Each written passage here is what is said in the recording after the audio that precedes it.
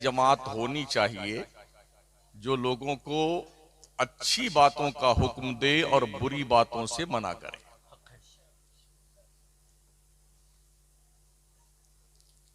आप जानते हैं खेती बाड़ी करते हैं, जब धान बोया जाता है तो धान के पौधे जब उगते हैं ना, उसके साथ में कुछ और वैसे ही पौधे उग जाते हैं।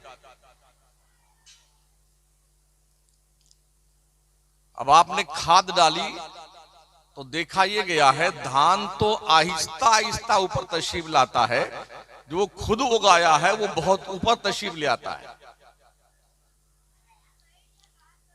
क्या बोलते हैं उसको, लमेरा शायद।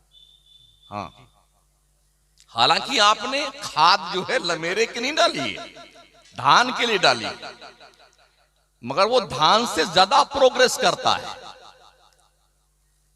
एकदम हूबहू शक्ल दोनों की मिलती जुलती है।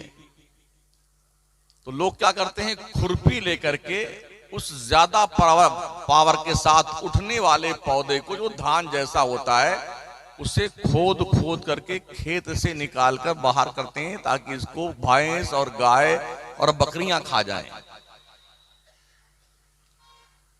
यही करते हैं ना आप।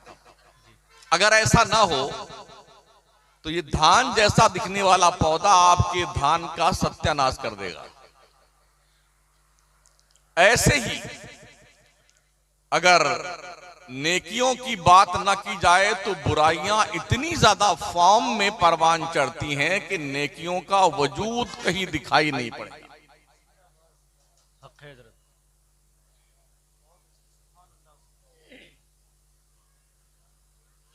वैसे भी हमारी कौम को सोए हुए 100 साल का जमाना गुजर रहा है। मुस्लिम उम्मा को सोए हुए 100 साल का जमाना गुजर रहा है। तुर्की सल्तनते उस्मानिया का खात्मा करने के बाद यूरोप की मंडली ने मुसलमानों की उस बड़ी कुव्वत को पारा पारा करके 63 मुल्कों में तकसीम किया है। आज दुनिया के नक्शे पे जो छोटे छोटे मुल्क ना, कुवैत है, बहरीन है, और जी सऊदी है, ये दुबई है, और ये जी फला यूएई है, और ये कतर है, और ये मस्कत है, ये उम्मान फुम्मान कने 63 मुल्कों में सल्तनते उस्मानिया को टुकड़े टुकड़े करके दुनिया की चालाक कौमों ने इस तरह बांटा है कि अब ये तार तार हुई कौम एकजुट होने को तैयार नहीं है, जिसका रिजल्ट फिलिस्तीन की सुलगती हुई आग है।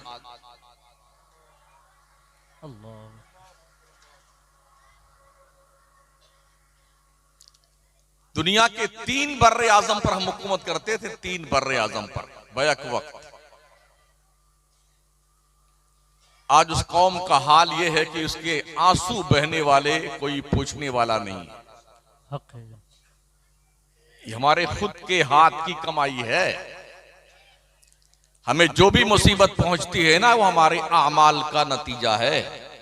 वयाफून कसीर, बहुत सारी बातें तो अल्लाह यूं ही माफ कर देता है। ये तो शुक्र मनाओ कि अब तक आप बचे हुए हैं। मोहम्मद अरबी सल्लल्लाहु अलैहि वसल्लम की रहमते आम्मा ने आपको ढांप कर रखा हुआ है।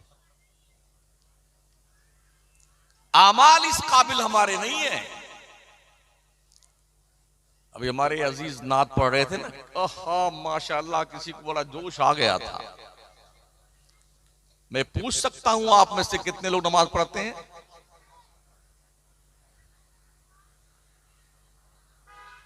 यहां पर इमाम लोग तो होंगे ही मस्जिद के। हजरत कितने नमाजी आपके मस्जिद में?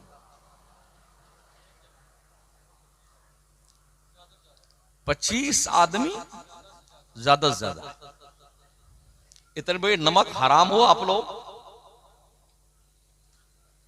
अल्लाह की रोजी सुबह शाम दोपहर बिल्कुल खाते हो जानवरों की तरह, और खुदा के नाम को कभी भी बुलंद करने के लिए अल्लाह के घर में नहीं आते हो।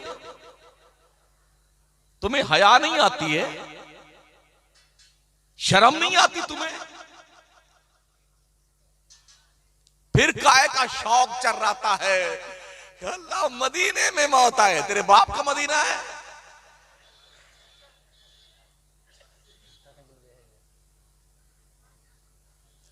हर लफ्ज पे गाली बकना, गीबत करना, चुगली करना, बुराई करना, इसका लूटना, मेड़ जोत लेना, खेत खा जाना, और जी जनाबी वाला मुकदमे पे मुकदमे लड़ते रहना। गन्ना तोड़ का खेत किसी और का है, तोड़ के आप खाए जा रहे हैं। अल्लाह मौत मदीने में। आईने में शक्ल देखी है?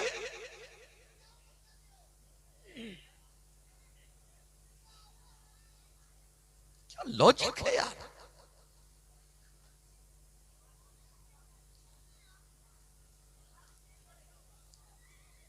पूरी कौम का कश्मीर से लेके कन्याकुमारी तक मेरा रोज साल के अंदर रूटीन बना हुआ है। शायद 365 दिन में 300 दिन हम मकराना रहते हैं, बकिया 300 दिन बाहर रहते हैं, 65 दिन मकराना रहते होंगे। तो कश्मीर की वादी से लेके कन्याकुमारी तक हमारी इस कौम का यही हाल है।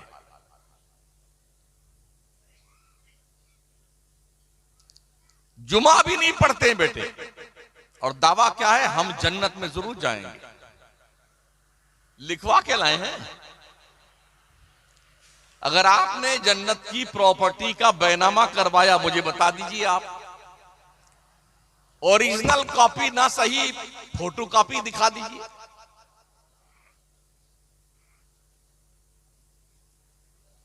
दुनिया चांद पे प्लॉटिंग कर रही है, हमें जमीन पर चलना नहीं आता है। दुनिया तरक्कियात के मनाजिल तय कर रही है, हमारे हालात इतने बुरे हैं। ना तालीम हमारे पास, ना तहजीब हमारे पास, ना इंसानियत हमारे पास,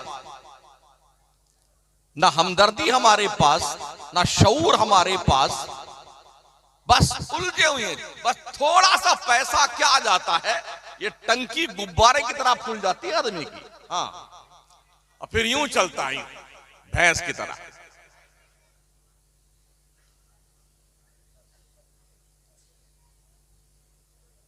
अब तक अगर मर करके कोई अपनी कब्र में 2-4 रुपया लेके गया, मुझे बताओ आप। कफन में जेब नहीं होती है? होती है।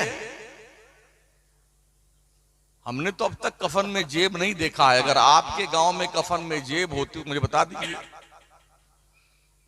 कि अब्बा हुजूर के कफन में 2-4 लाख रुपए इस जेब में रख देंगे, 2-4 इस जेब में, अंदर जाकर के अपना परचेटिंग करेंगे हमारे अब्बा हुजूर कब्र शरीफ। ऐसा कुछ है? और वैसे भी अगर दौलत का नशा सवार होने लगे, या इस टंकी पर गुरूर घमंड की चर्बी चढ़ने लग जाए, तो अपने गांव के कब्रिस्तान में जो अब तक जा चुके हैं, उनकी कब्रों के पास अकेले जाकर के एक बार खैरियत पूछ के आना, अब्बा हुजूर कैसे हैं आप, दादाजी कैसे हो। इस काली कोठरी में आपको नींद आती है? बिस्तर नहीं बिछाया गया आपकी कब्र में, कब्र की नंगी पीठ पर नया नया कपड़ा पहना के आपको लिटा दिया गया। कैसे हैं आप? इस बेंच के गद्दों पे नींद नहीं आती थी, यहां नींद आती है। पंखा भी हमने नहीं लगाया तुम्हारी कब्र में। गर्मी गर्मी लगती है अब्बा जी। और सरपंच साहब कैसे आप हैं? प्रधान जी मिजाज शरीफ खैरियत से है आपका? अभी जो जिंदा है उनकी बात नहीं करता हूं, जो अंदर जाते हैं उनकी बात कर रहा हूं। हाँ, अल्लाह सलामत रखे, जिंदा रखे लोगों को। लेकिन जो जा चुके उनसे पूछो आप, अकेले में जाकर। कब्रों से जवाब तो कुछ नहीं आएगा, अलबत्ता तुम्हारे दिमाग की चूलें हिल जाएंगी, अगर एहसास है तो।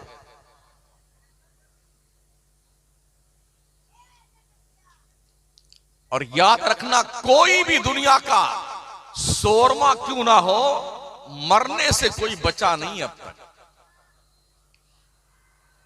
चाहे कितना चौड़ा होके चलिए, फॉर्च्यूनर में चलिए और सोने की जंजीर पहन लीजिए, सोने की अंगूठी 10 उंगलियों में ठूंस लीजिए, हाँ, और दिन भर तीतर बटेर खाइए, काजू पिस्ता बादाम और जी वो चिलगोजा खुरमानी, मरोगे एक दिन जरूर। अगर दुनिया में मौत का कोई इलाज होता ना, बफर्जे मुहाल अगर मलकुल मौत जिस इंसानी ड्रेस और जिसमें आते दुनिया में, तो दुनिया का हर इंसान अपनी जिंदगी की पूरी कमाई उनके कदमों में पेश कर देता। हजरत कुछ दिन की छुट्टी दे दें आप, ये सारा पैसा आप ले लीजिए, हमको छोड़ दीजिए। ये करता ना इंसान।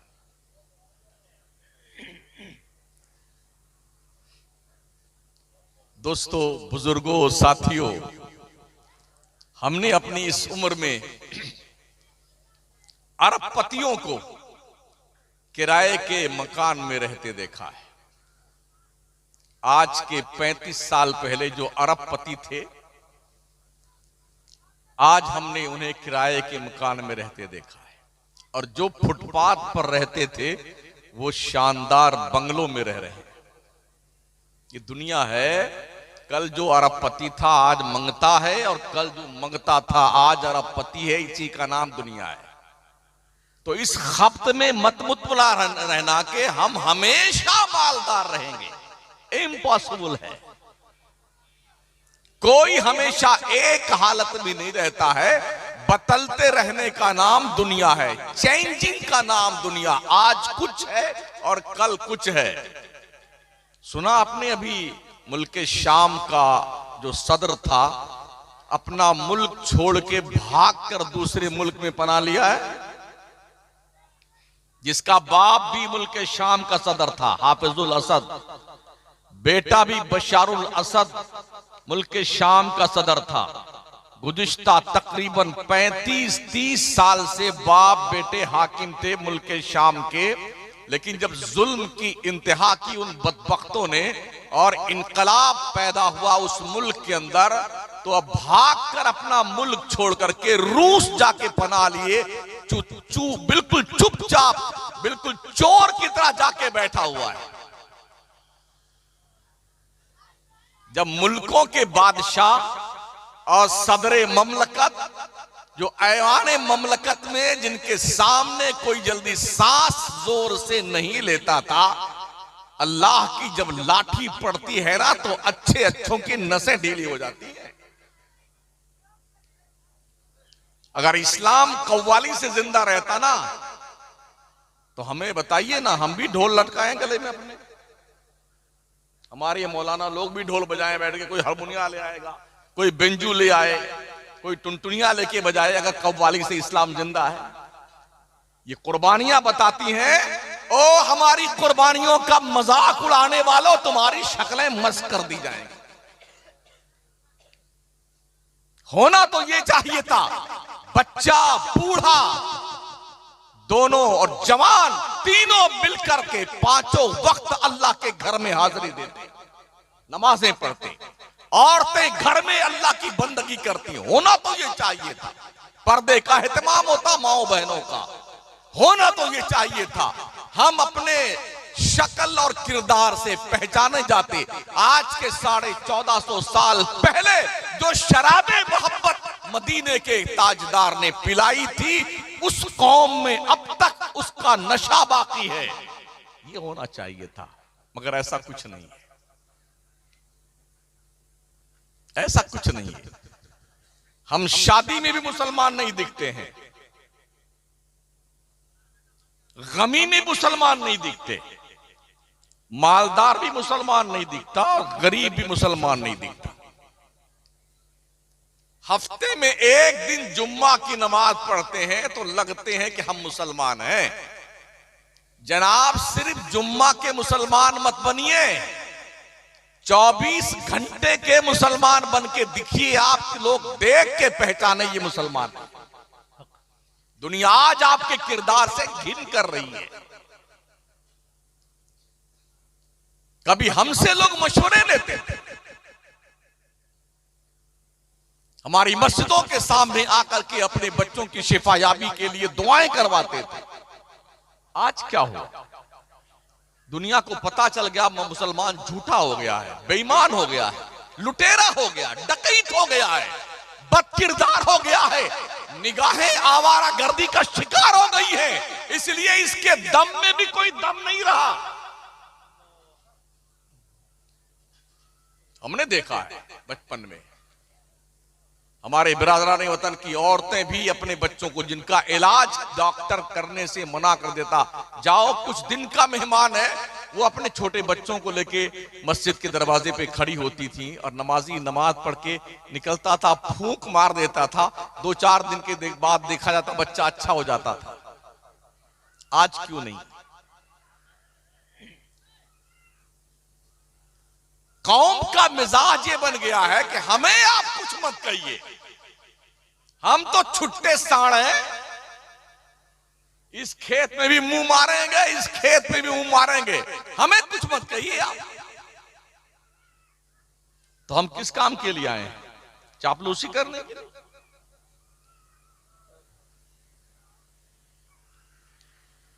आपकी दावत खाने आए इतनी दूर से हम?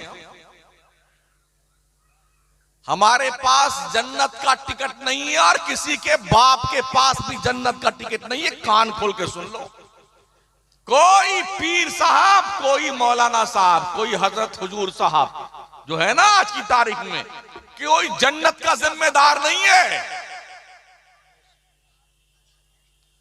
अपने रब को राजी कर, जब तेरा घर सो जाए और मुसल्ला चुपके से उठा करके वजू करके तेरे सजदे हो, तेरे रब की बारगाह हो और अपने रब के गुणगान कर, ताकि तेरे घर में रब की रहमतें और बरकतें नाज़िल हो।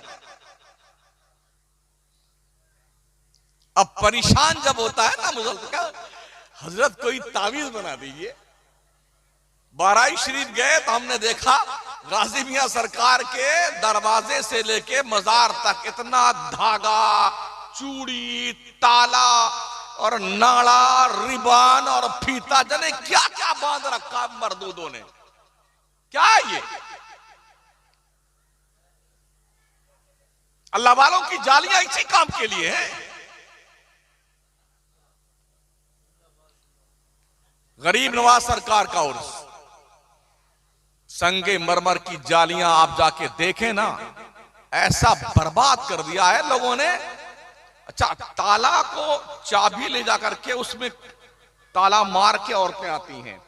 जब हमने इसका पूछा क्या मामला है, बोले अपनी मन्नत बांध के आई है। मन्नत को ताला कुंजी से बांध कर आई है। मतलब ये कि जब मन्नत पूरी होगी तो अपना ताला फिर खोलने भी जाएगी। क्या लॉजिक है यार, जो बाउंसर जा रही है।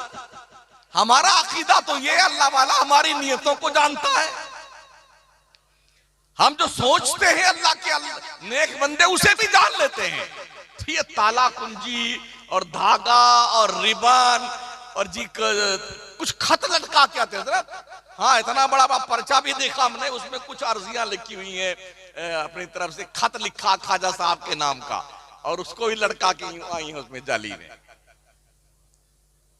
जब खुद ही पहुंचे हो गरीब नवाज के आस्थाने पे, तो ये खत लटकाने की क्या जरूरत है? अभी 11वीं शरीफ में बगदाद शरीफ था, गौस पाक के आस्थाने पे मखसूस शब जो 11वीं की थी हजरत, सरकार गौसे पाक के आस्थाने करम के सामने बहुत बड़ा सहन है।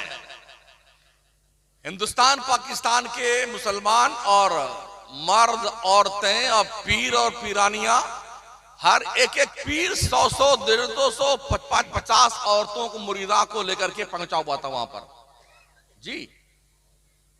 गौस पाक के मेन गेट के सामने पूरी रात कोई 50 चिराग बैठे जलाकर बैठा हुआ चिराग देख रहा है, कोई मोमबत्ती जला के मोमबत्ती देख रहा। अरे हमने कहा बेगैरतो, तुम्हें हो क्या गया है? दरियाए रहमत के पास पहुंच करके अपना चिराग देख रहे हो तुम? आफताबे विलायत का दर खुला हुआ है, उधर नहीं, यहां पीर साहब लिए बैठे हैं 25-50 मुरीदा को, सबको चिराग दिखा रहे हैं। एक ट्रैक्टर की लॉरी भर करके उस रात में लोगों ने चिराग और मोमबत्ती जलाया गौस पाक के आस्थाने पे। क्या है ये? दिल के फफूले जल उठे सीने के दाग से, इस घर को आग लग गई घर के चिराग से।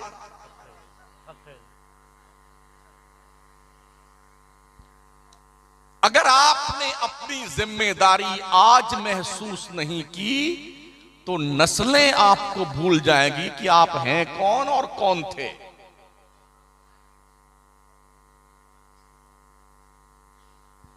अपनी नस्लों की तरबियत कीजिए, और नस्लों की तरबियत करने के लिए आपको कुछ एहसास करने की जरूरत है। ये शराब पी करके कव्वाली गाने वाले कव्वाल, जुमा तक न पढ़ने वाले, नमाज से करीब न जाने वाले, मजहब इस्लाम का मजाक उड़ाने वाले आकर के स्टेज पे बैठते हैं, और लोग इतनी बड़ी बड़ी दाढ़ी रखाकर नीचे, क्या बात है बाबा, क्या बात है, शर्म नहीं आती बेहया?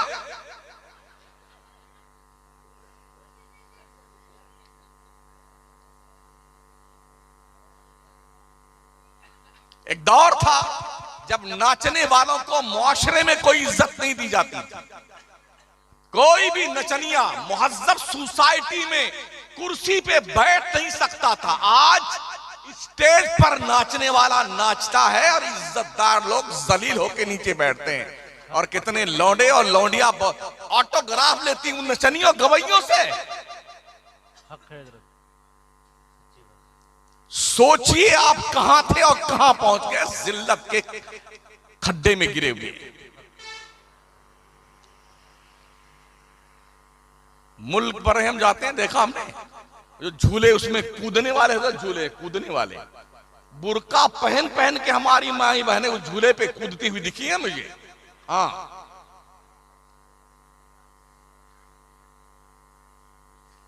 मुआशरे में सुधार कैसे आएगा? इस्लाम का कुछ तकाजा तो है ना आपसे। अगर आप मुसलमान हैं तो इस्लाम का कुछ तकाजा है आपसे। वो तकाजा ये है, आप जिस सोसाइटी में रहते हैं वो सोसाइटी एक मुहज्जब सोसाइटी होनी चाहिए। ग्रेजुएट, पढ़ी लिखी, बड़ों की इज्जत करने वाली, छोटों से प्यार करने वाली, सच बोलने वाली, फैसले सही करने वाली एक ऐसी सोसाइटी का मुतालबा इस्लाम करता है मुसलमानों से।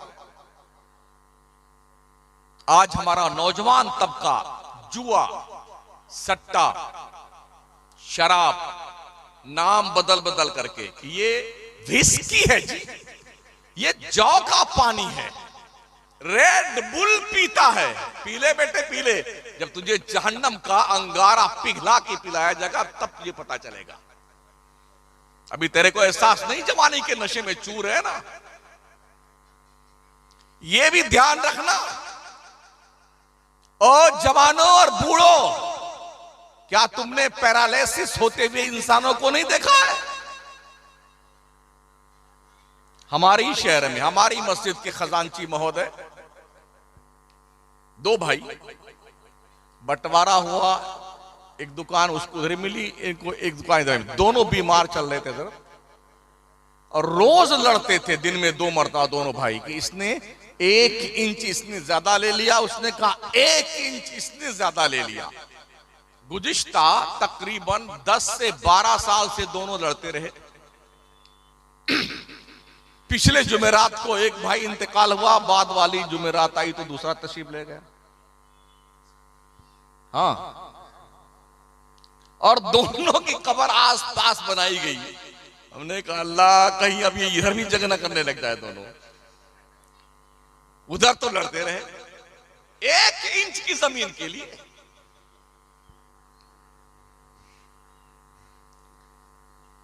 मौत से किसको रुस्तगारी है? आज वो, कल हमारी बारी है।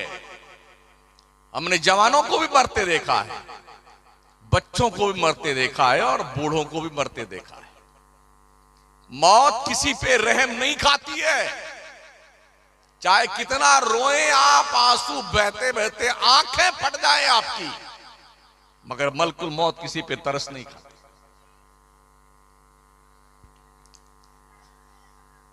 किसी की बात आप नहीं मानते ना, एक दिन ऐसा आएगा कि आप फिर चिल्ला चिल्ला के मानना चाहेंगे लेकिन आपकी ना मानी जाएगी।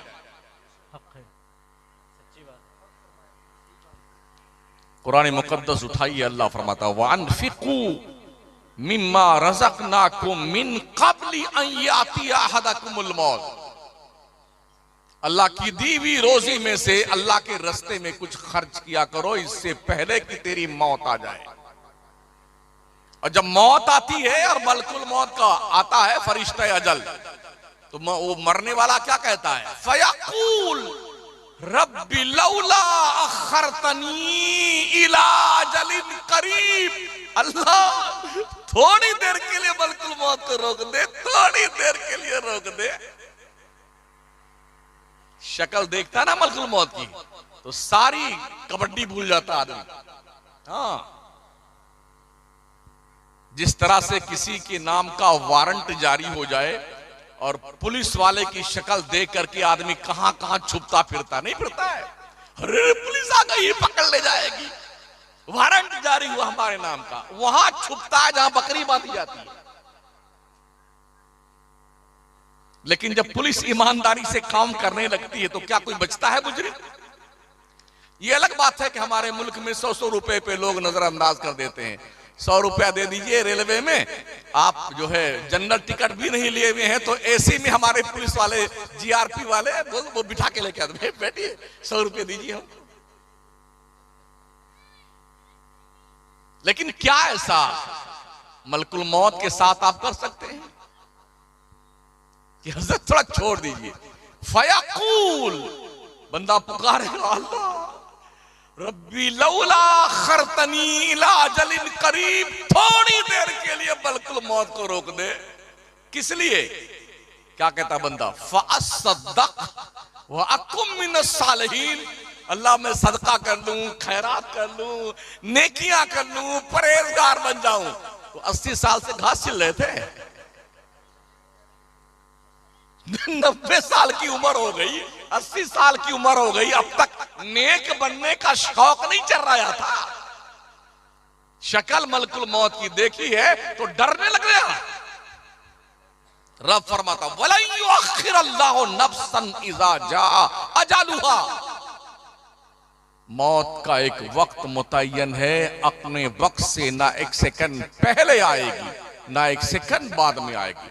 वल्लाहु खबीरुम बिमा तामलून, अल्लाह तुम्हारे करतूत को जानता है। चाहे अंधेरे में कीजिए चाहे उजाले में कीजिए, अल्लाह अंधेरे में भी देखता है और उजाले में भी देखता है। हम जानवर नहीं है, जानवर ही कानून से आजाद होता, हम इंसान हैं और इंसान के बाद प्लस हम मुसलमान हैं। इंसानियत का भी कानून हम पर लागू है और इस्लाम का भी कानून हम पर लागू है। एक नाली अगर बहती है, गंदा पानी, कुत्ता बिल्ली गाय भैंस घोड़ा घोड़ी गधा उसमें पानी पीने लगे, कोई रोकता उसे? नहीं रोकता है, जानवर है। अगर कोई इंसान उस नाली से पानी पीने लगे तो चाहे हिंदू हो चाहे मुसलमान हो, सब अरे यार, अरे तुमको दिमाग नहीं यार, तो ये नाली का पानी पीते हो। और फिर भी अगर वो नहीं मानता है, पीना चाहता है, तो लोग क्या कहेंगे? शायद इसका कुछ ढीला हो गया है, पागल हो गया, दिमाग सरक गया इसका। पता चला इंसान के लिए कुछ कानून है, मुसलमान के लिए इंसानियत के साथ मुसलमान का इस्लाम का भी कानून है। दोहरी पाबंदी आपके लिए है और जिम्मेदारी आपकी डबल बनती है कि आपके मुआशरे के अंदर ऐसे अफराद ना पनपने पाए जिनसे माहौल खराब हो, बुराइयां पनपे। शादी ब्याह हो जाए, ओहो डीजे आ रहे हैं साहब, डीजे। लोग मौलाना हमारा पैसा है, आपका क्या जाता? हमारा तो कुछ नहीं जाता बेटे, जाता तो तुम्हारा ही है। जाता तुम्हारा ही है, दिल के अरमान निकाले डीजे लगा करके। हमने ऐसे भी दूल्हे देखे हैं, लोगों ने दिल के अरमान खूब निकाले और दूल्हा अपनी ससुराल तक नहीं पहुंच पाया, रास्ते में ही टंकर ने लात मारा, आग लग गई गाड़ी में, दूल्हा तशरीफ ले गया इस दुनिया से उस दुनिया में। बेगम को लेके आ रहे थे, यूं मर गए साहब, खड्डे में गिर गए। हमारे राजस्थान से सवाई माधोपुर से बारात सूरत जा रही थी, दूल्हे राजा फॉर्च्यूनर में थे, बस आगे जा गई। कोटा आने से पहले चंबल नदी आती है, तो बस कुछ दूर निकल गई थी दूल्हे की जो गाड़ी। बाद में अपने साथियों के साथ, जो दूल्हे के दोस्त लोग होते हैं ना स्पेशल, वो सब उसके साथ में थे। जैसे उस पे पहुंची पुल के ऊपर, देखिए कैसे मौत आई। दूल्हे राजा अपने साथियों समेत गाड़ी लेके खड्डे में कूद गए नदी में, और सब के सब स्वाहा। फिर किसी ने देखा तो फोन किया बस वाले को, जो कई किलोमीटर आगे जा चुकी थी, अब बारात लेके लौट आई है, इसलिए कि दूल्हा ही नहीं रहा इस दुनिया में। ये हालात होते। अभी 4 साल पहले की बात, एक और शहर हमारे शहर मकराना से लगा हुआ कुचामन, जो दूल्हे के दोस्त होते हैं ना, वो चाहते हैं कि हम भी दूल्हा वाली ही गाड़ी में बैठे। हाँ, कैसे भी बैठे मगर उसी में हम बैठेंगे, जो खास दोस्त होते हैं। तो इनोवा में कितने आदमी आते हैं? 6-7 आते हैं, और दो थोड़ा दुबला पतले हो ना तो 8 भी आ जाएंगे। तो कोई तंदुरुस्त थे दोस्त लोग, बारात जा रही थी, 8 आए नहीं आए, 7 आ गए थे, 8वां बैठे फिर निकल आए, फिर बैठे फिर निकल आए। कहा यार अब हम नहीं जा पाएंगे, हमारा मतलब ये शौक था कि हम अपने दोस्त के साथ उसी गाड़ी में जाते, अब आप लोग जाइए। उतरा बेचारा, बहुत देर तक बहुत अफसोस के साथ खड़ा रहा। वो गाड़ी चली गई, 2 घंटे बाद खबर आई कि वही गाड़ी का एक्सीडेंट हो गया जिसमें दूल्हे राजा थे, और 7 के 7 ट्रांसफर हो गए। जब इसको खबर लगी तो ये बेहोश हो गया सुनकर के हजरत। अरे अल्लाह तेरा बहुत बहुत शुक्र है, अच्छा हुआ मैं मोटा था, आया नहीं, अंदर बच गया। अच्छा हुआ मैं गाड़ी में नहीं आया। ये कोई कहानी नहीं है, ये हकीकत है।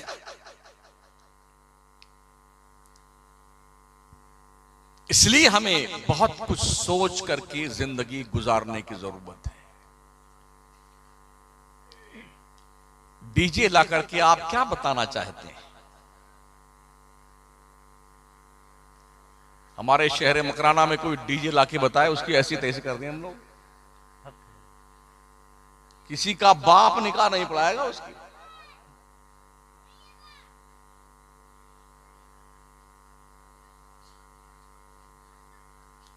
ये जिम्मेदारी कौन समझेगा?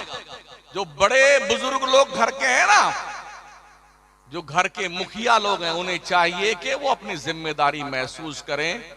शादियां डीजे से नहीं होती हैं, इंसान बन के रहिए, जानवर बन के मत रहिए। इतना तेज डीजे बजता है कि अटैक का मरीज मर जाए सुन करके उसकी आवाज को। एक अच्छा खासा मुआशरा एकदम बेचारा इतना ज्यादा प्रभावित उससे हो जाता है, डर के खौफ ज्यादा हो जाता है, उसकी आवाज कान में लोग उंगली ठूस लेते हैं, इतना तेज बजाते हैं लोग डीजे। तो क्या मतलब ये डीजे बजा के तुम पड़ोसियों को तकलीफ देना चाहते हो? इस्लाम तो ये कहता है अगर रास्ते में कांटा पड़ा हुआ है तो उस कांटे को हटा दो, इस नियत से कि किसी को चुभ ना जाए। अल्लाह इस कांटा को हटाने पे तुम्हें सदका का सवाब अता फरमाएगा। कोई पत्थर पड़ा हुआ है, उसे इस नियत से हटा दो किसी को ठोकर लगकर तकलीफ ना पहुंचे, अल्लाह तुम्हें सवाब देगा। बजाय सवाब लेने के अच्छे खासे मुआशरे को शोर मचा करके डीजे का उसकी नींद हराम करते हो। कितने बड़े जालिम हो तुम लोग। हुकूमत की जिम्मेदारी इस एंगल से बनती है कि डीजे पर सामूहिक तौर पर पूरे मुल्क में पाबंदी लगनी चाहिए, इसलिए कि डीजे किसी एक विशेष वर्ग के लिए नहीं है, बल्कि पूरे मुल्क को प्रभावित करता है और अपना असर छोड़ता है। मरीज को डीजे नहीं देखता कि हिंदू मर रहा है कि मुसलमान मर रहा है, उसे मरना ही है उसकी आवाज पर। ये सोचने की जरूरत है। और ये सोच कब आएगी? जब आप पढ़े लिखे होंगे तब। हमारे यहां पढ़ता कौन है? 12वीं पास करते करते बाई ग्रेस पास होता है हमारा मुसलमान। हाँ, और बाई ग्रेस पास होने पे भी घर में लड्डू बड़े। हमारा गुड्डू बाई ग्रेस पास हुआ है, इसको पता ही नहीं बाई ग्रेस किसे कहते हैं। अरे धक्का मार के पास किया गया भाई साहब, मेहनत से पास नहीं हुआ है, बाई ग्रेस। इस पे क्या का लड्डू बांटते? मरारा के सादात का एक सेंटेंस है ना, आधी रोटी खाइए बच्चों को पढ़ाइए। जिस मुआशरे में तालीम नहीं होगी उस मुआशरे का इंसान जंगली जानवर की तरह होता है। पढ़िए, गौसे आजम फरमाते दरस्तुल इल्म हत्ता सिरतु कुतबा। पढ़ता रहा मैं, पढ़ता रहा, पढ़ते पढ़ते पोस्ट ग्रेजुएट बन गया। गौस पाक फरमाते हैं इस्लाम जिहालत का मज़हब नहीं है, इस्लाम असाक्षरता का मज़हब नहीं है, अज्ञानता का धर्म इस्लाम नहीं है। इस्लाम के धार्मिक पुस्तक कुरान का पहला मैसेज जब अल्लाह का बंदों के नाम आया तो क्वालिफिकेशन का पैगाम था, इकरा, पढ़िए। अगर आप पढ़ते नहीं है तो इसका मतलब कहीं ना कहीं फॉल्ट जरूर आप हैं। 12वीं तक बच्चा पढ़ते पढ़ते 14% मुस्लिम नौजवान ड्रॉप आउट कर जाते हैं, नहीं पढ़ना है। तो घर वाले क्या कहें? जाओ मुंबई चले जाओ, कलकत्ता चले जाओ, जाके कहीं किसी उसमें एक्सपोर्ट के कारखाने में सिलाई करना, धागाई काटना, और नहीं कोई नौकरी मिले तो टेबल साफ करना किसी चाय की दुकान पे, कुछ कमा के भेजोगे तो सही। जो उम्र पढ़ने की होती है उस उम्र में आपका बच्चा कमाने जाता है। एक ऐसी तहरीक चलनी चाहिए, गली कूचे में अगर कोई बच्चा खेलता मिले तो उसके हाथ पैर को रस्सी से बांध करके स्कूल में छोड़ के आ जाओ उसे। ओ दौलतमंदों और बुजुर्गों के नाम पर कव्वालियों का धूम मचाने वालों, लोगों शर्म करो। ये पैसे कौम के अनपढ़ बच्चों पे खर्च करो, अल्लाह का बंदा ज्यादा खुश होगा तुम्हारे इस किरदार से, ये कब्र में सोया हुआ है। सच्ची बात है, माशाअल्लाह। हुकूमत भी स्लोगन देती है, अंगूठा टेक रहे ना एक, गाय भैंस चराएंगे फिर भी पढ़ने जाएंगे, सास बहू एक साथ पढ़ेगी, महिला अनपढ़ नहीं रहेगी। ओ गवार मुसलमानों, जाहिल मुसलमानों, अनपढ़ मुसलमानों, असाक्षर मुसलमानों, तुम्हें कब होश आएगा कि पढ़ना चाहिए?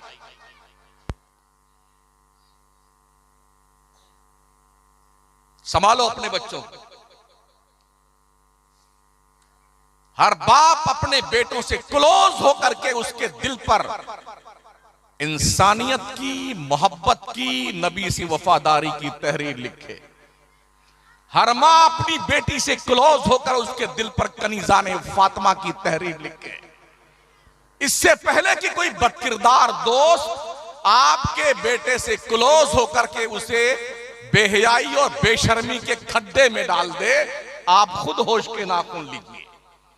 इससे पहले कि आपकी बच्ची की कोई गर्लफ्रेंड बन करके उसे एक बुरे रास्ते पे ना लगा दे, माओ अपने बच्चियों के दिलों पर अल्लाह के पैगंबर के उसूल की, कुरान की, हदीस की तहरीर लिखो। उसे एहसास रहे मैं कनीज़ा ने फातिमा के सफ में खड़ी हूं।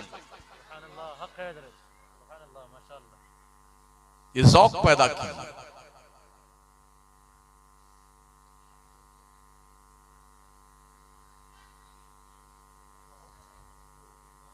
दोस्ताने मोहतरम, अभी आज ही अखबार की एक कटिंग मेरे पास किसी दोस्त ने भेजी है। बौरी जमात का नाम सुना आपने? जिनके मुल्ला के जलसे में हमारे देश के पीएम इज्जत माप नरेंद्र मोदी साहब भी तशरीफ ले गए थे और बैठ करके वहां कुरान हाथ में लिए हुए थे। उस बौरी जमात ने यह फैसला किया है 15 साल की उम्र से छोटे बच्चे और बच्चियों को मोबाइल नहीं देना है।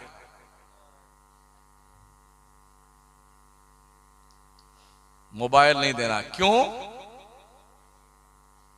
मोबाइल एक फिंगरप्रिंट के नीचे जहन्नम के सारे दरवाजे खुलते हैं। बच्चे कितने शार्प माइंड है, पैदा हो रहे हैं, 8-8, 9-9 महीने के हैं, वो भी मोबाइल की जो तड़प में आंखें बहाने लगते हैं। हाँ, माओ ने भी क्या ट्रिक अपना रखी है, अगर बच्चा बहुत रो रहा है तो झट से मोबाइल उठाती है, कार्टून खोल के दे देती है। अब वो झट से पकड़ लेता है मोबाइल को, चुप, एकदम चुप, लगता है कि ये रो ही नहीं रहा था। साल भर का बच्चा मोबाइल का हर फंक्शन खोल कर चला लेता है। हमें चलाना नहीं आता है। ये लम्बा वाला मोबाइल जो दादी अम्मा जो है मोबाइल की, हमारे पास भी हैं करीब 7-8 साल से, मगर 3 या 4 ऑप्शन जानते हैं हम। किसी का मिस कॉल देखना है तो देख लेते हैं, फोन करना है तो कर लेते हैं, व्हाट्सएप देख लेते हैं और कुछ वीडियो देख लेते हैं, बाकी और कुछ नहीं जानते हैं। और जो जानते हैं ना, हमने रात भर उन मर्दूदों को जागते ही देखा है। दुनिया में 3 प्राणी हैं जो पूरी रात जागते हैं: उल्लू, चमगादड़, कुत्ता। आपका नाम किस कैटेगरी में रखे वो बता दीजिए। आप बताओ, उल्लू के कैटेगरी में रखे, चमगादड़ वाले में रखे, या फिर डॉगी साहब के? बता दीजिए आप। इसलिए कि आप भी रात भर जागते हैं। पूरी रात मोबाइल देखना, तुम्हें हो क्या गया है? साइंस कह रही है इससे ब्रेन ट्यूमर होता है, ब्लड इंफेक्शन होकर के ब्लड कैंसर होता है ज्यादा मोबाइल देखने से। आदमी की आंखों की रोशनी खत्म होती है, आंखों का नासूर पैदा होता है। साइंस ये कहती है मोबाइल के जो रोशनी आपकी आंखों पे मुर्तसिम होती है, उससे आदमी जल्दी अंधा हो जाता है। क्या ये सारे तहकीकात आपके लिए कोई माना नहीं रखते हैं?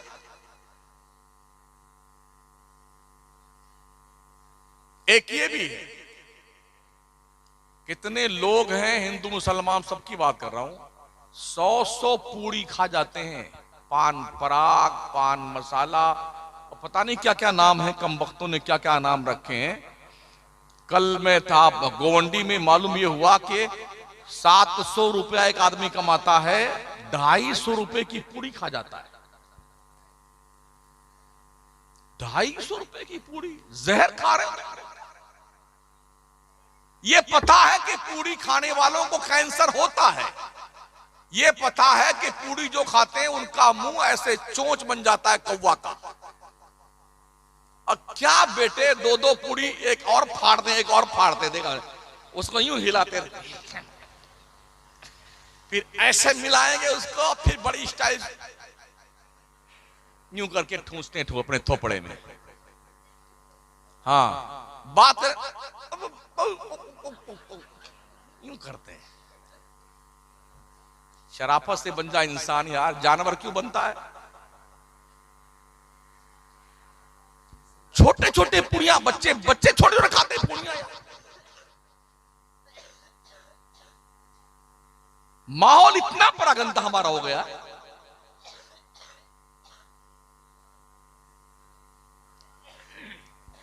अगर आपने अपनी जिम्मेदारी महसूस ना की तो ये ध्यान रखना, ये नस्ल जो आ रही है ना, ये आपकी नहीं है।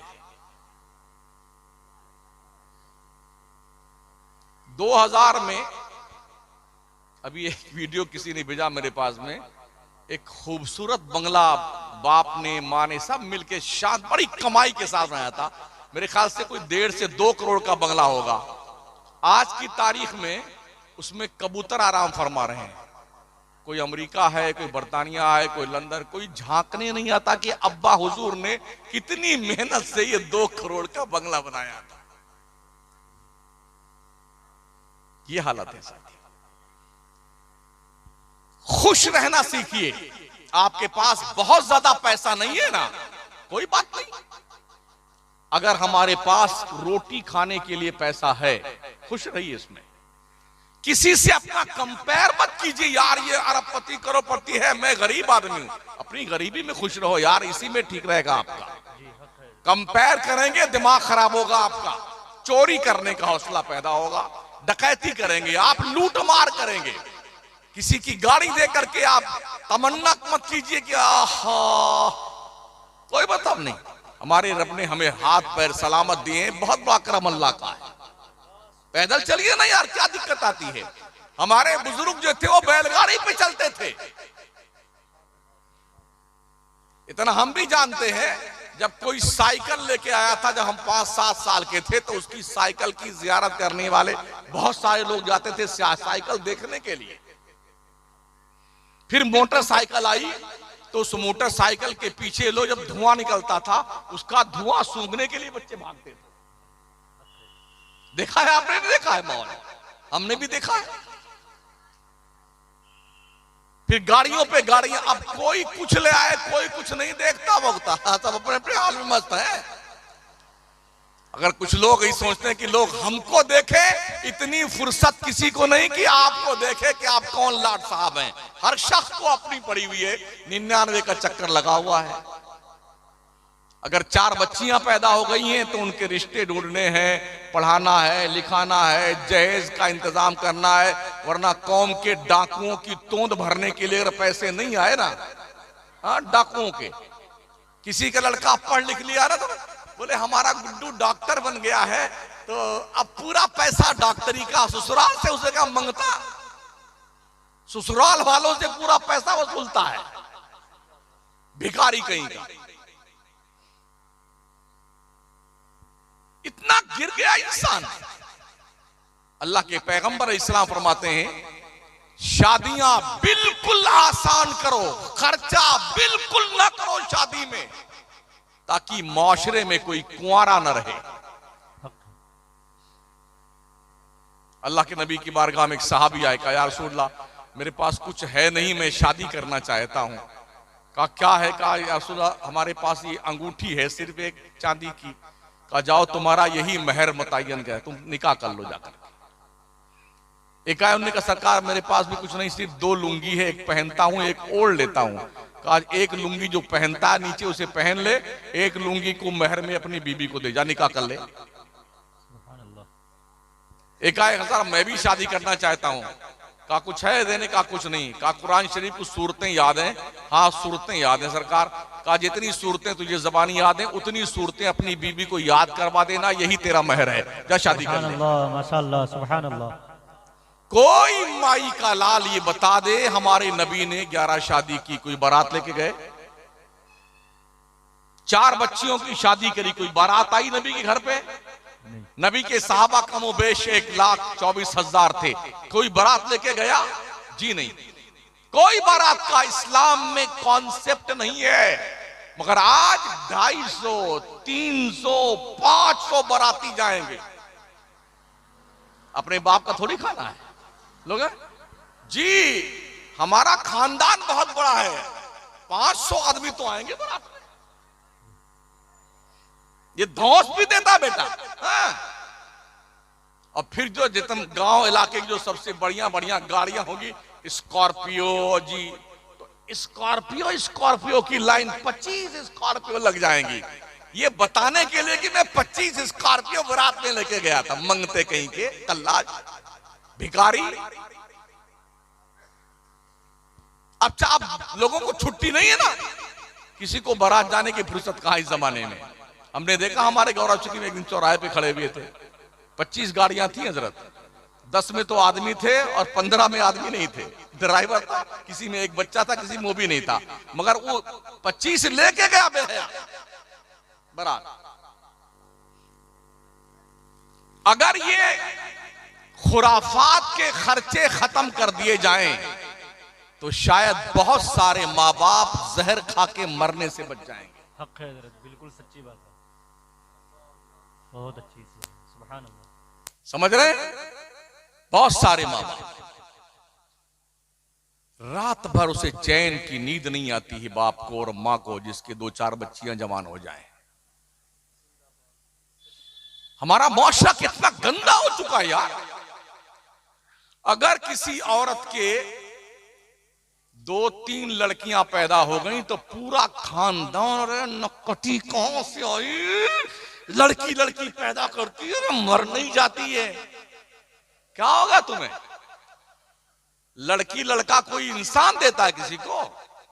हमने देखा है अरबपतियों को, बड़ी दवा कर ली, लंदन, अमेरिका, बर्तानिया, कनाडा, जर्मनी, अल्लाह ने नहीं देना तो नहीं दिया। हक है। और जिसके घर में खाने के वादे हैं वहां एक नहीं 10-10 हैं।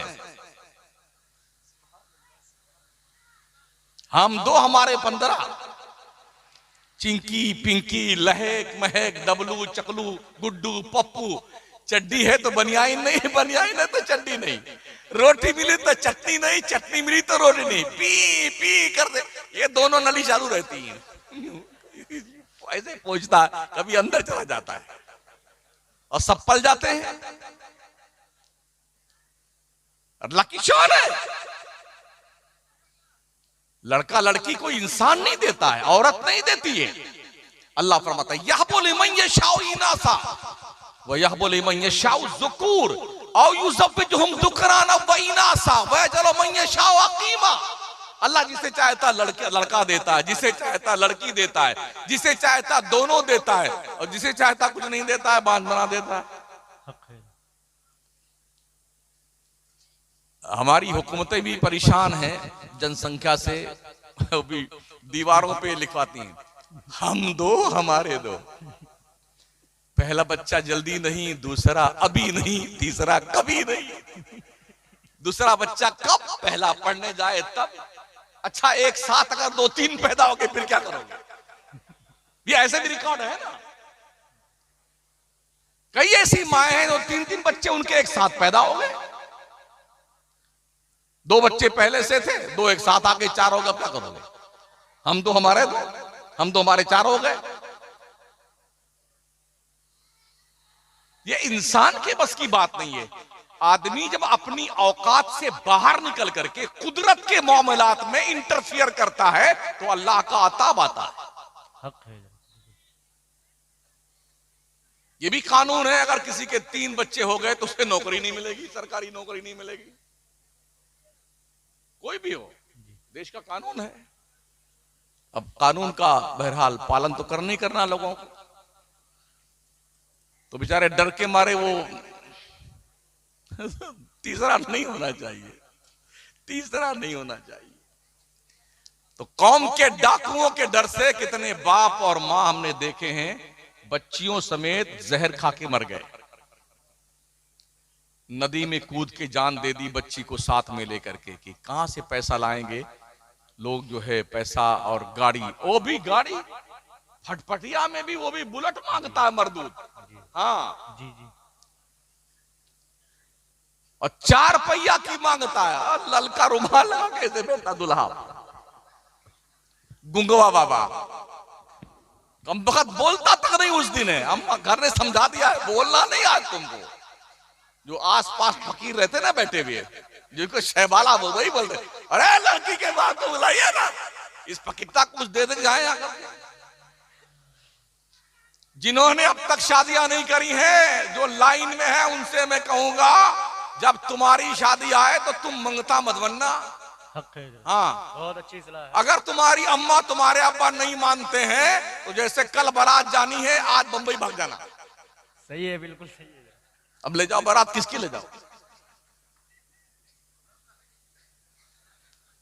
अब मैं दुल्हन के घर वालों के सामने मंगता बनता है क्या बढ़िया झूमर उड़ता है, फूल वाला हार गजरा लड़का, और हाथ में भी उसका गुलाब का गुलदस्ता होता है, यूं अदब से चलता है, पहने में आज है चले हैं दूल्हे राजा।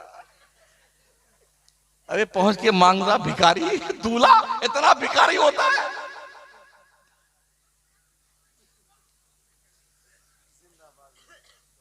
ओ भी कमाल ये है, मेहर बधवाते हैं 2-2 लाख की। जब हमने पूछा यार देना वना भी नहीं, कौन देता है, देता है मेहर। तब ये सुनने में आया, यही हाल है। जब पहली रात में तशरीफ ले आते हैं दूल्हे राजा हार मकना उतार करके, तो पहली रात में बेगम के सामने मेहर माफ कर दीजिए। क्या सोचती होगी वो दुल्हन, इतना फकीरता के साथ मेरी शादी कर दी मेरे अब्बा अम्मा ने, मंगता कहीं का, पहली रात में दुल्हन के सामने हाथ जोड़े खड़ा हुआ। इस साइकोलॉजिक तौर पर आप सोचिए ना यार, पहली रात में भीख मांग रहे हैं अपनी बेगम से, वो क्या सोचती होगी आपके बारे में।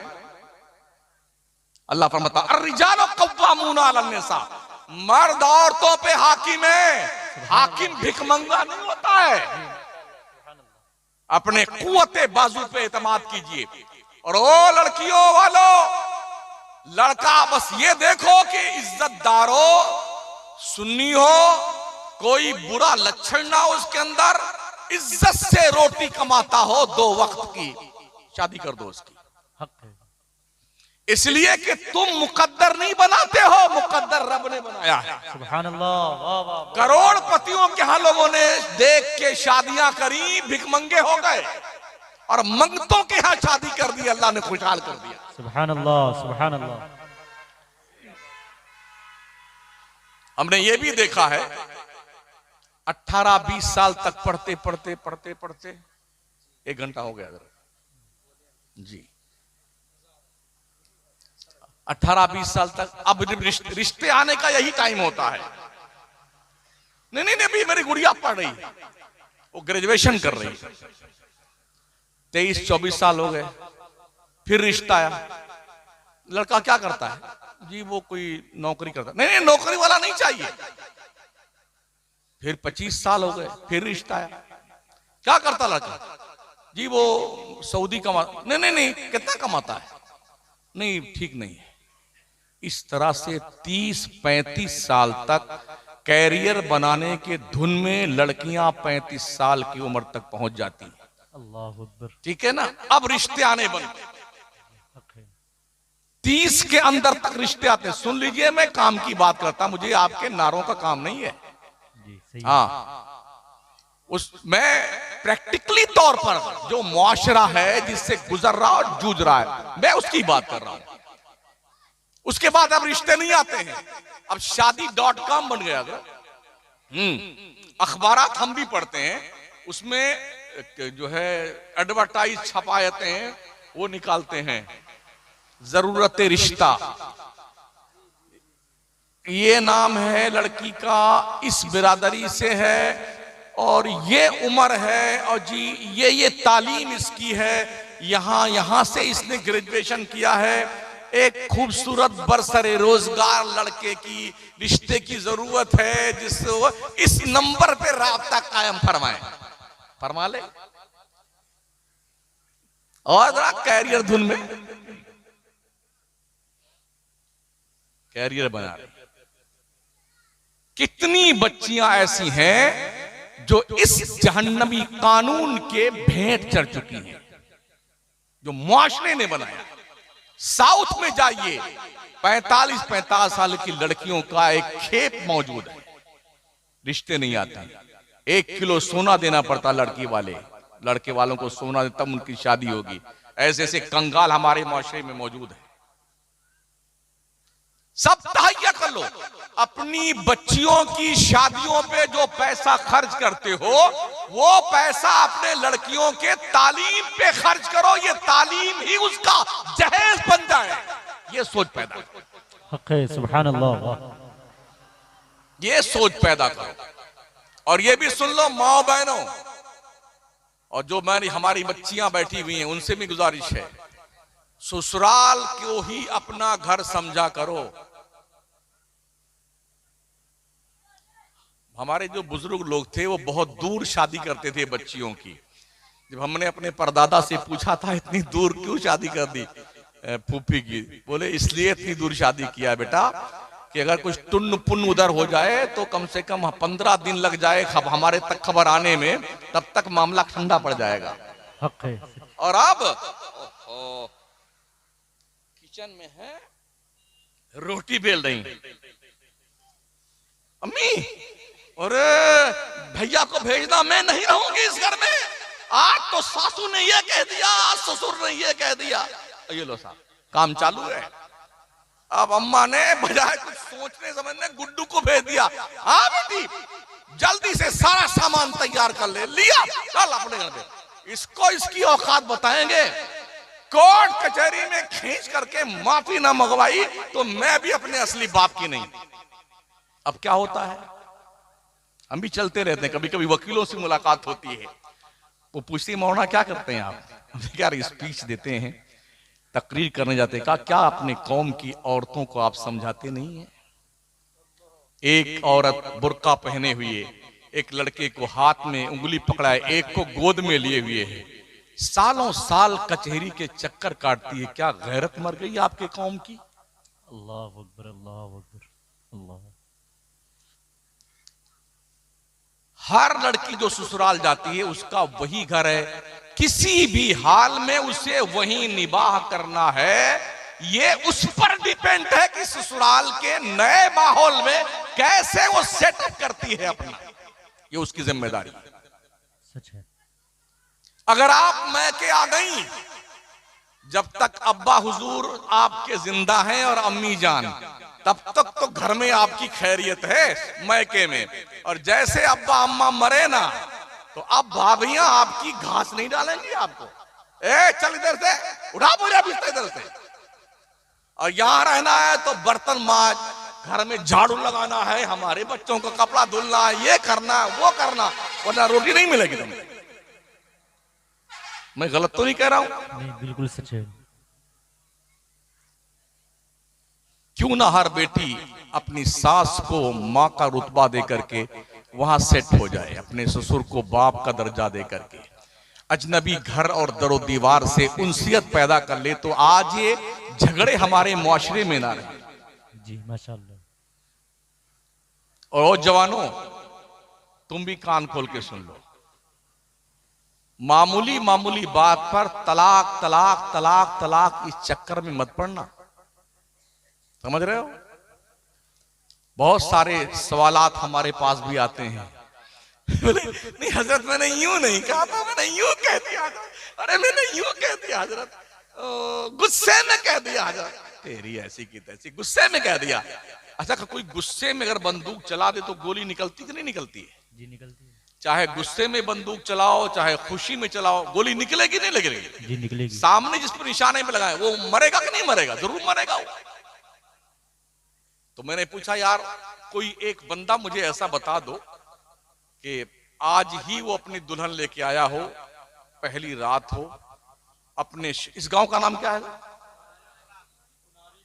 कुनारी बंगला की सबसे बढ़िया मिठाई की दुकान से 1 किलो मिठाई ले वो दूल्हा, अपने बेगम के कमरे में पहली बार प्रवेश करे और बेगम अस्सलाम वालेकुम, ये बहुत बढ़िया मिठाई हमारे कुनारी बंगला की, आप खाइए, आज मैं बहुत खुश हूं, इस खुशी में मैंने तुमको 3 तलाक दिया। ऐसा कोई है? नहीं। आदमी गुस्से में तलाक देता है ना यार। जी। तो बहानेबाजी क्यों? तलाक का मैटर इतना अहम है, जिस दिन आपकी शादी की तैयारी और तारीख शुरू हो ना, उसी दिन से किसी मौलाना साहब के पास, इमाम साहब के पास बैठ करके शादी के मसले सीखिए, मसले समझ रहे हैं, ताकि तुम्हें पता चले कि बीवी का हक क्या होता है शौहर पर और शौहर का हक क्या होता है उसकी बीवी पर। ये कुछ सीखता नहीं आदमी, बस साहबा सब धूम से रहेंगे और इस तरह जिंदगी गुजरेगी। ऐसी जिंदगियां जहन्नम बन जाती, 2 खानदानों में दरार पैदा हो जाती। अच्छा एक बुराई हमारे यूपी में ये भी है, बोले हम लड़का वाले हैं तो हमारा रुतबा बड़ा बुलंद है, ये लड़की वाला ये हमसे नीचा है। ये कहां लिखा हुआ भाई साहब? ये कहां लिखा हुआ कौन सी किताब में कि लड़की वाला छोटा है लड़का वाला बड़ा है? कहीं नहीं है। ये सब फ्रॉड और झूठ है, झूठ। रिश्तों की कदर कीजिए, बड़ों की इज्जत कीजिए, छोटों से प्यार कीजिए। मेरे नबी फरमाते मल्लम यरहम सगीरना वलम युअक्किर कबीरना फलैसा मिन्ना। जो हमारे बड़ों की इज्जत नहीं करता, छोटों से प्यार नहीं करता, वो हमारी सोसाइटी का मेंबर नहीं है। मेरे आका फरमाते अकरीबू करीमा कुल्ला कौमिन। हर मजहब के बड़े का आदर कीजिए, सम्मान कीजिए, इज्जत कीजिए। इससे आपकी इज्जत घटेगी नहीं, अल्लाह आपकी इज्जत में चार चांद लगाएगा। माशाअल्लाह, सुभान अल्लाह, वाह। नजरों को हयादार बनाइए, आवारा नहीं। किसी की बहन बेटियों की तरफ गलत नजर ना उठाइए। ये इस्लाम का मैसेज है। इस्लाम में गर्लफ्रेंड और बॉयफ्रेंड का कोई कॉन्सेप्ट नहीं है। ये जंगलीपन जिना का दरवाजा है। इसलिए इन बुरी बातों से हमारी बच्चियों को भी दूर रहने की जरूरत और हमारे बच्चों को भी दूर रहने की जरूरत है। अगर समझ शरीफ के झरोखे से कोई बात दिल तक पहुंचती है तो अमल कर लीजिएगा। और फिर मैं कहूंगा, इन बुजुर्गों की कुर्बानियों को, उनकी कुर्बानियों का मजाक मत उड़ाओ। अगर हो सके आपसे ना, ये जो पैसे आपके खर्च होते हैं अनाप शनाप, ये पैसे इकट्ठा करके इसी बुजुर्ग के नाम की कोई कॉलेज बना लो, कोई स्कूल बना लो, इंस्टीट्यूट बना लो, अस्पताल बना लो, जहां पर कंसेशन में कौम के बच्चों बच्चियों माओ बहनों बड़ों का इलाज हो। अच्छा रहेगा आपके लिए। अभी मैं पिछले 2 महीना पहले रायपुर में तकरीर करने गया, छत्तीसगढ़ की राजधानी में। एक बुजुर्ग का बहुत बड़ा आस्थाना है, तो बहुत बड़ा कैंपस उनका, बिल्डिंग शानदार बनी हुई। 8 दिन का उर्स करते हैं, 8 दिन का। 8 दिन में क्या करते हैं वो पता है आपको? कहीं आग के इस्ट्रा आता है, ये पता नहीं क्या बला है, मुझे पता नहीं आग के इस्ट्रा क्या होता है। कव्वालियां होती हैं। एक दिन रात में लास्ट में तकरीर होती है। इस बार मेरा नंबर आ गया। मैंने वो दे मचाई ना उनकी। मैंने कहा बुलाना अगली बार, चाहे मत बुलाना। मुझे शौक नहीं चल रहा था तकरीर करने का, मगर जो मैं समझाना चाहता हूं कौम को, जो मैसेज देना है वो मैं दे के जाऊंगा। मेरे पास जन्नत का कोई टिकट नहीं कि जन्नत बांट के जाऊं, चाहे तुम जुम्मा ना पढ़ो और तुम ही जन्नत में जाओगे। मेरे बाप को ही पता नहीं कौन जन्नत में जाएगा कौन नहीं जाएगा, मैं तुम्हें कैसे बता दूं जन्नत में जाओगे तो। बहुत बुरी तरह से उनकी क्लास लगाई मैंने कमेटी वालों की। मैंने कहा इतना बड़ा कैंपस है, क्या मुस्लिम कौम की बच्चियों के लिए इसमें इंग्लिश मीडियम 12वीं क्लास तक की स्कूल नहीं खोल सकते हैं आप? उन्होंने कहा हज़रत अगले साल की तारीख फिर आप नोट कीजिए, अगले साल आप आएंगे तो इस कैंपस में बच्चियों का इंग्लिश मीडियम का 12वीं तक स्कूल खुला हुआ मिलेगा आपको।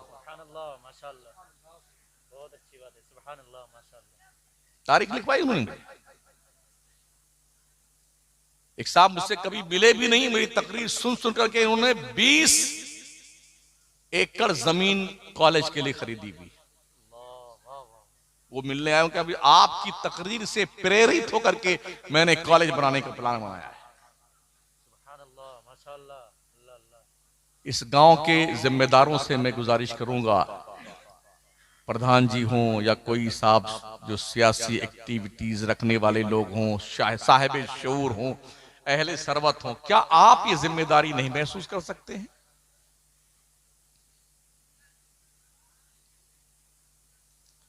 जितने पैसे आप कव्वाली में खर्च करें सब हराम के जाएंगे। कान खोल के सुन लीजिए, सारे पैसे हराम के। कौम की हलाल कमाई के पैसे चंदे आते हैं या आपका पैसा होता है, इसे हराम में आप देंगे लोगों को। अपनी कौम के बच्चों को पढ़ाइए, बच्चियों को पढ़ाइए। कम से कम 12वीं तक क्लास तक ही आप इंग्लिश मीडियम स्कूल। आज की तारीख में तालीम बहुत बड़ा हथियार है इंसान का। दुनिया से आप ताकत में नहीं जीत सकते हैं। दुनिया के पास ताकत बहुत है, आपके पास नहीं।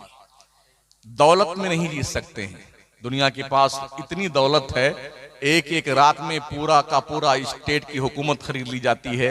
इधर का एमएलए उधर चला जाता है, रात में 12 बजे से पहले किसी और की हुकूमत थी, 12 बजे के बाद दूसरी पार्टी की हुकूमत बन जाती है। पैसे इतने हैं लोगों के पास में, आप पैसे में भी ताकतवर नहीं है।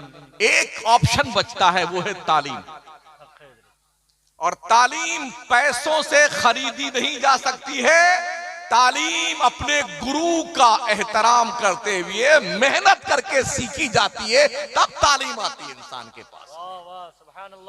और जब तालीम इंसान के पास होती है तो वो अहरे गहरे नत्थु खैरे के सामने ऐसे सर झुका के नहीं चलता है, यूं सीधा खड़ा रहता है। इल्म इंसान को इज्जत देता है, इल्म इंसान को बावकार करता है, इल्म इंसान को इंसानियत के बुलंद तरीन मकाम पे पहुंचाता है। ये आप पर डिपेंड है कि आप क्या करना चाहते हैं।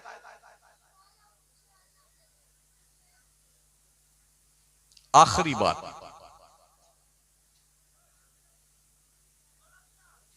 ये जो छोटे छोटे बच्चे हैं ना, अभी पहली जिम्मेदारी तो ये है इनके हवाले से कि इन तक इस्लाम कैसे आप पहुंचा सकते हैं। बहुत अच्छी बात है। कैसे? वो नॉलेज आपके पास होनी चाहिए कि आपके मरने के बाद आपकी नस्ल मुसलमान तो रहे। दुनिया इस कोशिश में लगी हुई है कि आपके बच्चे मुसलमान न रहें। अर्ज करूं मैं आपसे भी, अभी 2 हफ्ता पहले मैं एक लिटरेचर पढ़ रहा था। एक मुल्क की एक लेडी स्पीच देने वाली धर्म कॉलेज में पढ़ाने आई थी, वो ईसाई थी। जब बच्चों को पढ़ाने आई तो उसका सब्जेक्ट क्या था? उसका सब्जेक्ट था कुरान की तफसीर, ईसाई और कुरान की तफसीर। क्या आप सोच सकते हैं कि एक ईसाई कुरान की तफसीर मुसलमान को कैसे पढ़ाएगा?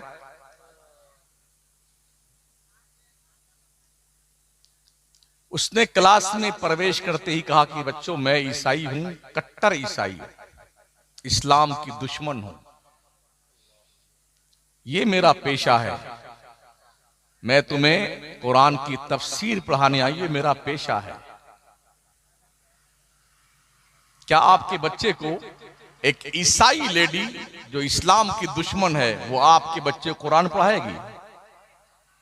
उस बच्चे को कुरानी आयात के ताल्लुक से कंफ्यूज करेगी, ये गलत है, वो गलत है। और बच्चों के दिल दिमाग पर जो बात बिठा दी जाती है वो मरते दम तक खत्म नहीं होती है। अभी लेटेस्ट 2 महीना पहले एक वीडियो देखी मैंने, इसका असर देखिए। अगर आपके बच्चों को पढ़ाने वाले मुसलमान नहीं हैं, कोई और हैं, तो उसका असर ये देखा गया। कुछ यूनिवर्सिटी के बच्चे मिस्र के म्यूजियम में गए थे, फिरौन की डेड बॉडी के सामने खड़े होकर वो फातिहा मुसलमान के बच्चे पढ़ रहे थे। आपके बच्चों को यह तक नहीं पता है कि फातिहा किसके लिए पढ़ी जाती है।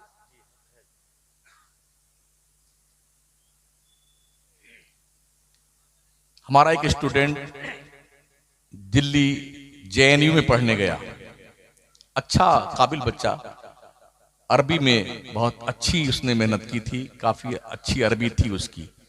जब पढ़ने गया वो क्लास में पहुंचा तो एक दूसरी बिरादरी की लेडी पढ़ाने आई, दीनियात का सब्जेक्ट पढ़ाने के लिए, जो मुसलमान नहीं थी। वो आपके बच्चे को दीनियात पढ़ाएंगी?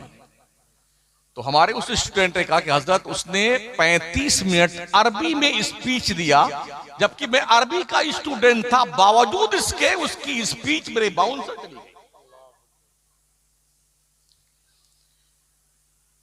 ये वो दिल का दर्द है जो मैं आपके सामने रख रहा हूं। अपने मुल्क के वफादार बन के रहिए, कभी भी कानून हाथ में ना लीजिए, एक इज्जतदार शहरी और मुल्की बन के रहिए। इस देश के संवारने में, सजाने में हमारे मुल्क के बिरादरान वतन से कहीं ज्यादा मुसलमान का हिस्सा रहा है। दिल्ली में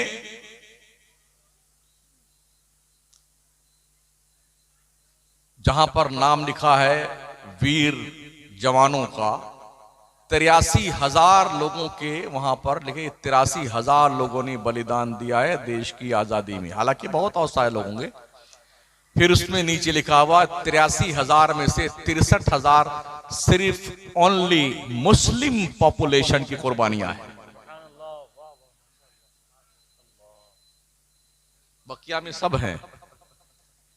दिल्ली की सरहद से लेके लाहौर तक शेर शाह सूरी रोड पर दोनों तरफ पेड़ों पर तकरीबन 57,000 उलमाए अहले सुन्नत को सूली पे अंग्रेजों ने लटकाया था, क्योंकि उन्होंने हिंदुस्तान जैसे मुल्क में अंग्रेजों के खिलाफ जिहाद का फतवा भी दिया था और जिहाद भी किया था।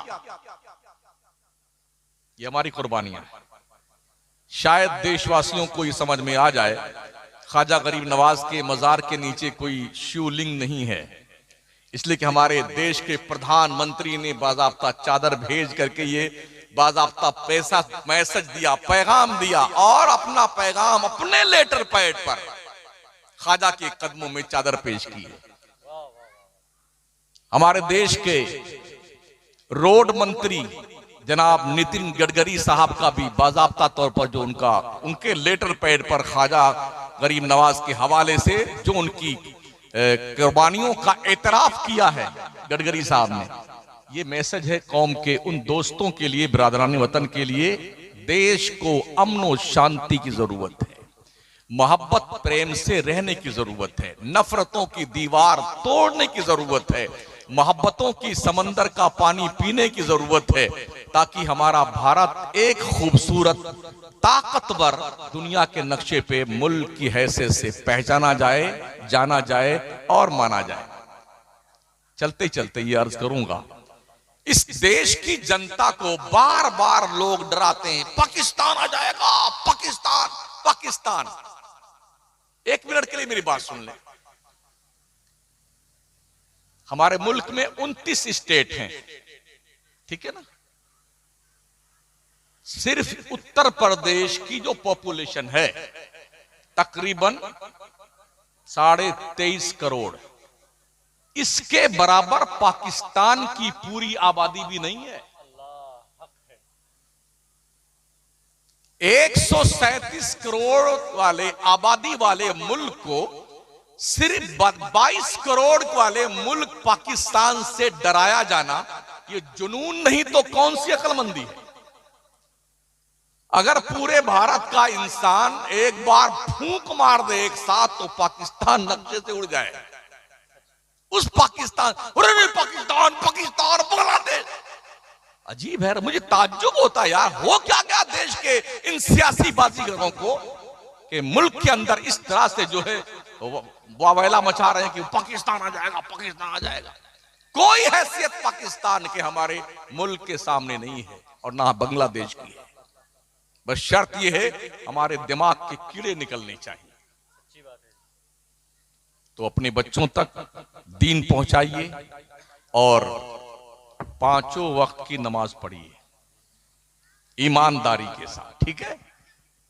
इसलिए कि हर दौलत कोई ले लेगा, बिल्डिंग, जायदाद, फॉर्चुनर, पैसे, वैसे अंगूठी तो मरने से पहले खींच लेते हैं लोग। ये खटाखट निकाला, हार निकाल लिया, बुंदा निकाल लिया, नथनी निकाल ली, झुमका निकाले, सब छीन लिया। बुढ़िया ऐसे देखती रहती है, चाबी छीन लिया बच्चों ने मरने से पहले।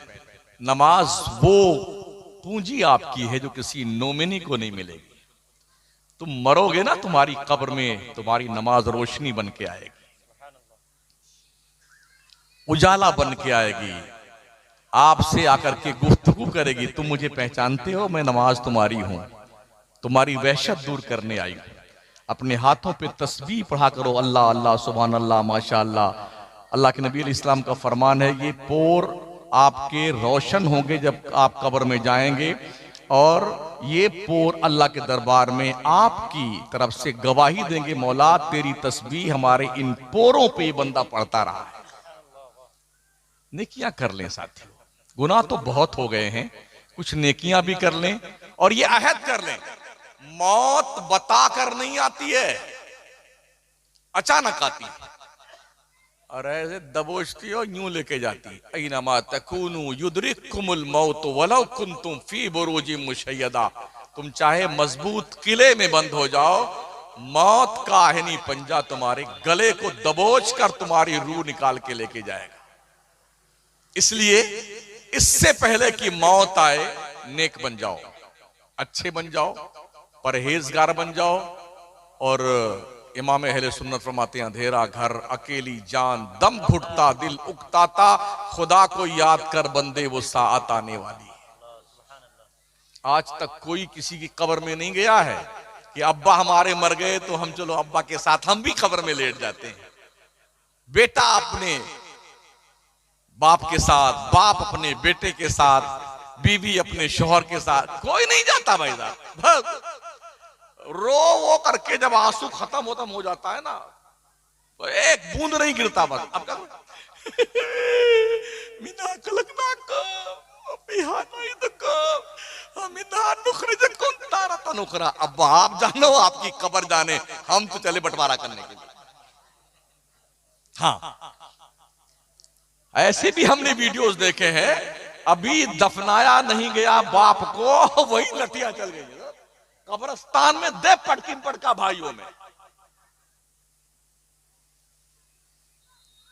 एक बंदा का बाप मरा, अच्छा बेईमानी देखिए, जो बड़ा बच्चा था उसका कागज बनवा लिया उसने वकील से और ऐसे छुपा कर रख के आखिर में उतरा अब्बा को दफनाने के बाद, उस पर झुक करके उसके अंगूठे को निकाल के अंगूठा लगाना चाहता था मरे हुए बाप का।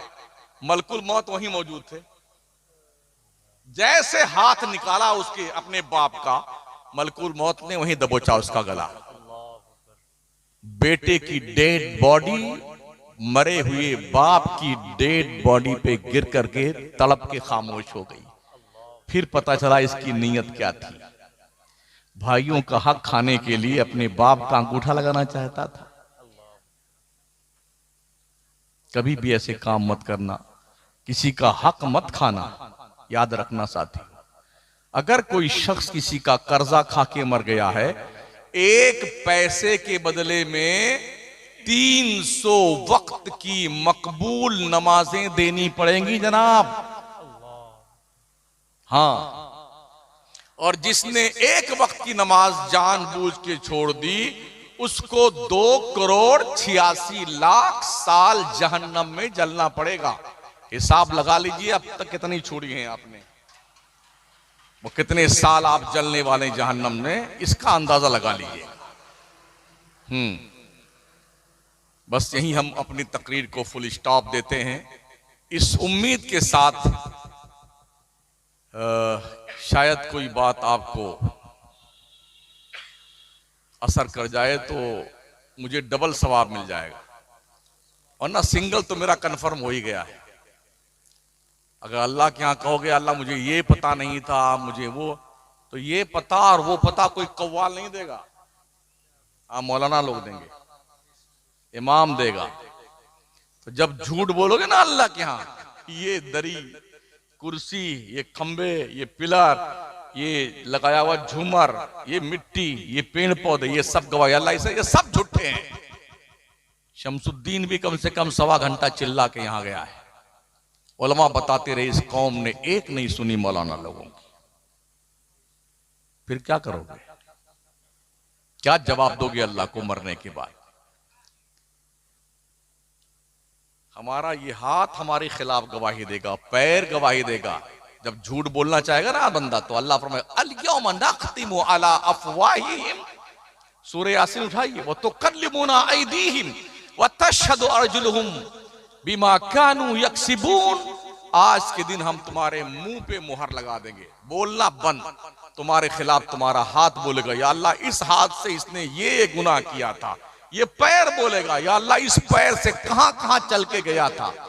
आंखें, कान, नाक, रोंगटा रोंगटा हमारे खिलाफ गवाही देगा, फिर क्या करेंगे आप?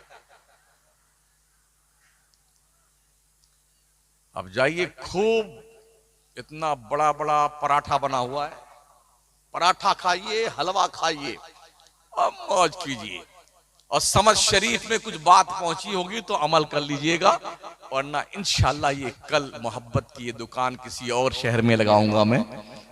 हाँ, बस इतना ही आपसे गुजारिश है, थोड़ा कड़वा, थोड़ा खट्टा, थोड़ा मीठा, थोड़ा नमकीन, हमने 1.25 घंटे में आपसे कुछ किया है। और मुझे इस बात का भी शौक नहीं कि अगले साल मुझे फिर बुलाइएगा, वो कोई और मौलाना होगा। हाँ, हम भी धंधा पानी करते हैं, हमारा भी कारोबार बिजनेस है, हमें इसकी परवाह नहीं होती हमको कहाँ, लेकिन अल्लाह की मेहरबानी देखें, वही लोग हमको ज्यादा बुलाते हैं जिनको हम ज्यादा डांटते हैं। एक तारीख नहीं खाली रहती, सुबह कहीं है, शाम कहीं है, दिन कहीं है, रात कहीं है, और अल्हम्दुलिल्लाह इस्लाह हो रही है। हमने जो महसूस किया गुज़िश्ता 8 साल के अंदर कौम की इस्लाह हो रही है, ऐसे ऐसे लोग नमाजी बन गए। पहले तो हमारे जलसों में पढ़ा लिखा तबका नहीं आता था, हमने जो महसूस किया, हमारे जलसे में, हमारी तकरीर में कॉलेज के स्टूडेंट बहुत आते हैं, लेक्चरर, प्रोफेसर्स के फोन आते हैं, जजों के फोन आए, भाई मौलाना हमने तकरीर में जाना छोड़ दिया था, लेकिन आप आ रहे हैं तो मैं आऊंगा सुनने के लिए, इसलिए कि हमारे यहाँ लतीफा सुनाना है, जन्नत का टिकट बांटना है, और इतने नारे लगवाने हैं, वहां से बोलो, वहां से उठाओ हाथ, वहां लहराओ, यहाँ फहराओ, पूरी रात लहराते रहते, फहराते रहते, और सत्यानाश कर जाते हैं जलसों का। अस्तगफिरुल्लाह रब्बी मिन कुल्लि ज़ंबिन व अतूबु इलैह, ला इलाहा इल्लल्लाह मुहम्मदुर रसूलुल्लाह। अभी नात शरीफ सुनेंगे शायद, अरे सुना दो यार, अगर कोई बात नहीं। हाँ, कि इसलिए हमारे कुछ बंदे सिर्फ नात ही सुनने आते हैं। हाँ, ऐसे मैं उनसे पूछो, एक को नमाज आती तुमको? अच्छी बात है नात सुनना, पढ़ना भी अच्छी बात है, लेकिन दीनदार बनना उससे अच्छी बात है।